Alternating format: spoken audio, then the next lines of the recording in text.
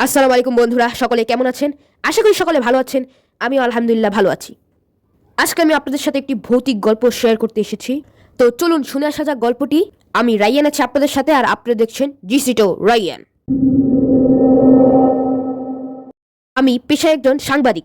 সংবাদের কাজে বিভিন্ন জায়গায় যাওয়া হয়। একবার প্যারানর্মাল রিপোর্ট বানাতে আমাকে রংপুরে যেতে হয়। সেই কথা আজও মনে পড়ে। রংপুর বাস স্টেশনে যখন নামি, তখন আমার মনের মধ্যে একটা আনন্দ কাজ করে। ভাবলাম, বাহ, কি সুন্দর রংপুর। ঠিকানা অনুযায়ী আমি সেই জায়গায় পৌঁছই।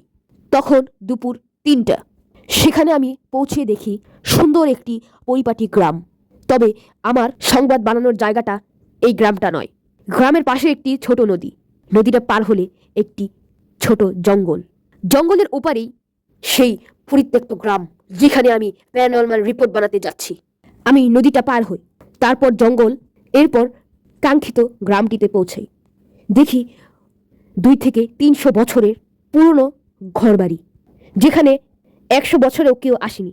কোনো আওয়াজ নেই, নিস্তব্ধ একটি গ্রাম। গ্রামটি বেশ ছোট। আমি গ্রামটি ঘুরে দেখতে থাকি। আমি একাই ছিলাম, কারণ আমি অনেক সাহসী, এবং সাহসী না হলে তো আমাকে আর প্যারানর্মাল রিপোর্ট বানাতে পাঠাতো না।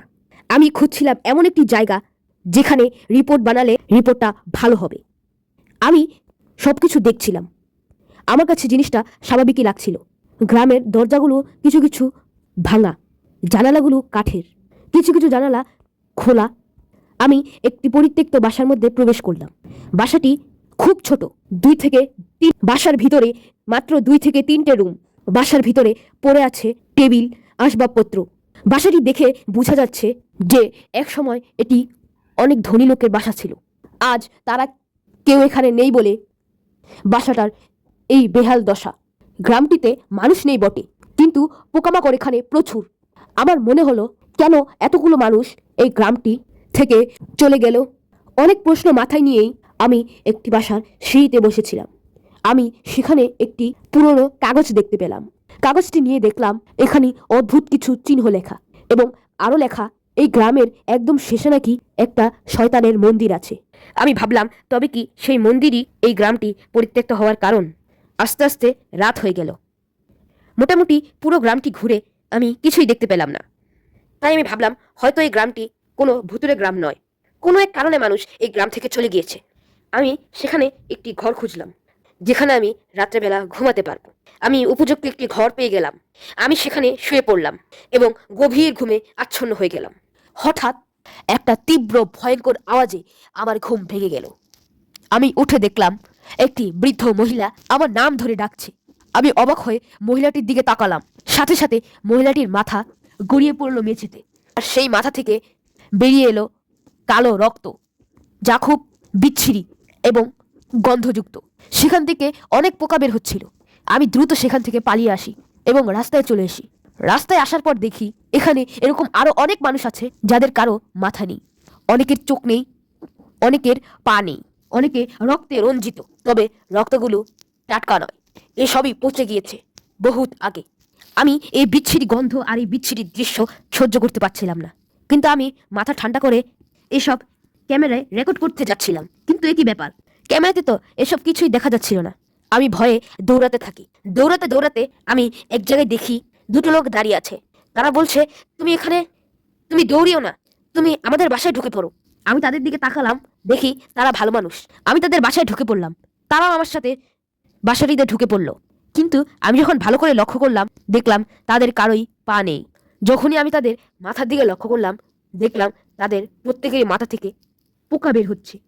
তারা তাদের মাথা ঘুরিয়ে আমাকে দেখালো। আমি দেখলাম তাদের মাথার ভিতরের প্রায় ১০০ বছরের পুরানো মগজ, তার থেকে পোকা বের হচ্ছে। আমি এই দৃশ্য আর দেখতে পাচ্ছিলাম না। আমি দৌড়াতে দৌড়াতে অবশেষে সেই মন্দিরের কাছেই পৌঁছে গেলাম। সেখানে পৌঁছানোর পর দেখলাম অসংখ্য শয়তান আমাকে ফলো করছে। আমি আয়াতুল কুরসি পারতাম, কিন্তু আয়াতুল কুরসি যখন বলছিলাম তখন আমার মুখ দিয়ে কোনো আওয়াজই বের হচ্ছিল না। আমি দ্রুত সেখান থেকে পালাতে গেলাম। তখনই আমার সামনে দাঁড়ায় একটি বৃদ্ধ লোক, যার মুখ থেকে একটি বড় সাপ বের হয়ে আসে। আমি আর নিজেকে ঠিক রাখতে পারলাম না। তারপর সবকিছু অন্ধকার। আমার যখন জ্ঞান ফিরে, তখন দেখি ভোরের পাখির কিচিরমিচির। বুঝলাম সকাল হয়ে গিয়েছে, কিন্তু এটা বুঝলাম না যে আমি মরেছিলাম, আমি অজ্ঞান হয়ে গিয়েছিলাম রাস্তায়, কিন্তু এখন আমি মন্দিরের ভিতরে পড়ে আছি। তাহলে কি তারা আমাকে অজ্ঞান হওয়ার পরেও মন্দিরে নিয়ে এসেছিল? আমি কোনো রকম সেখান থেকে উঠে এক দৌড়ে সেই গ্রাম থেকে পালাতে থাকি। সেই গ্রাম থেকে আমি পালিয়ে নদীর পাড়ে আসি।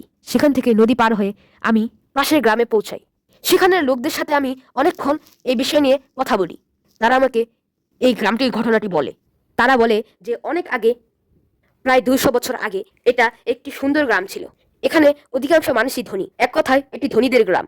তবে হঠাৎই একটি বৃদ্ধ লোক টাকার লোভে একজন একজন করে সবাইকে হত্যা করতে থাকে। তবে হত্যাগুলো এতই সূক্ষ্মভাবে হয় যে কেউ টেরই পাচ্ছিল না কে এই হত্যাগুলো করছে। এক পর্যায়ে সকল লোক অতিষ্ঠ হয়ে যায়। তারা ভাবে হয়তো মন্দির থেকে কোনো শয়তান তাদের মারছে।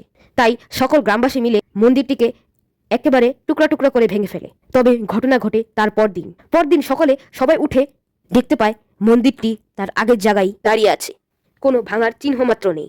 তবে লোকেরা বলে ওই বৃদ্ধ লোকের কারণেই নাকি মানুষ এই মন্দিরটি ভেঙেছিল, যার কারণে শয়তান রেগে বৃদ্ধ লোকটিকেও মেরে ফেলে। আর একই রাতে পুরো গ্রামের সকল মানুষ খুব বীভৎসভাবে মারা যায়। তারপর থেকে এই গ্রামে আজও কেউ যায় না। কিন্তু ওই ঘটনার 100 বছর পর, মানে মানে আজ থেকে আরো 100 বছর আগে, কিছু পরিবার সেই গ্রামটিতে থাকতে যায়। কিন্তু তারা যখন থাকতে যায় তাদেরকেও একইভাবে মেরে ফেলা হয়। এরপর থেকে কেউ আর ওই গ্রামে থাকতে যায়নি। সকলের মনে এই ভয় ছিল যে ওই গ্রামে যারাই থাকবে তাদেরকেই শয়তান মেরে ফেলবে। এই ঘটনা নিয়ে আমি অনেক বড় একটি সংবাদ করি। আমার অফিসের কলিগরা, এমনকি আমার বসও পর্যন্ত এই ঘটনা শুনে ভয় পেয়েছিল। বন্ধুরা, এই ছিল আমার ঘটনা। কেমন হলো সবাই কমেন্টে বলবেন। ভালো লাগলে একটি লাইক করে দিবেন। আর এইরকম আরো ভয়ঙ্কর আর ভুতুরে গল্প বলুন। এখনই আমার চ্যানেলটি সাবস্ক্রাইব করে জিসি2 রায়ানের সাথেই থাকুন। আজকের মতো এখানেই, দেখা হচ্ছে নতুন কোনো ভিডিওতে। সেই পর্যন্ত সবাই ভালো থাকবেন, সুস্থ থাকবেন। আল্লাহ হাফেজ, আসসালামু আলাইকুম। জিসি2 রায়ান।